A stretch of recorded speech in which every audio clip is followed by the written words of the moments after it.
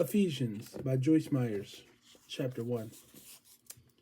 A building cannot be built properly unless it is constructed on a solid foundation.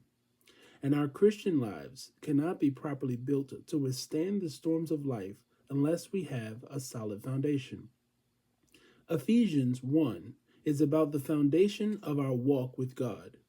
In it, Paul discusses several things that are of great importance to those who are children of God.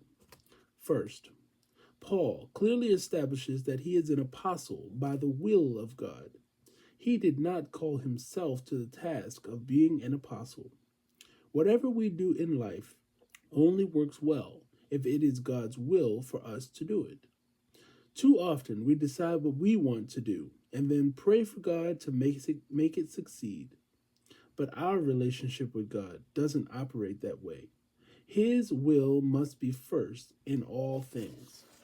Being in God's will always produces peace in our lives. So checking to see if we have peace in a situation is one primary way that we can discern whether or not what we are doing is indeed His will. Also, when we are following God's will, what we are doing works well. We may face opposition at times when we need to press through difficulties.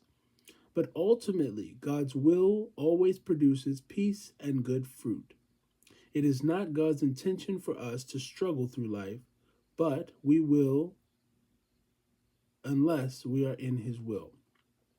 The first step to being in God's will is to want His will with all your heart, praying that God will keep you in the center of His will. And if you are aware of anything in your life that needs to be changed in order for that to happen, then ask the Lord to help you make necessary adjustments. If you truly want God's will, He will guide you and help you know what to do. Personal reflection. As far as you know, are you in the center of God's will at this time in your life?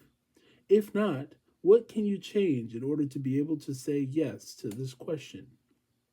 A Solid Foundation, Chapter 1 by Grace Myers.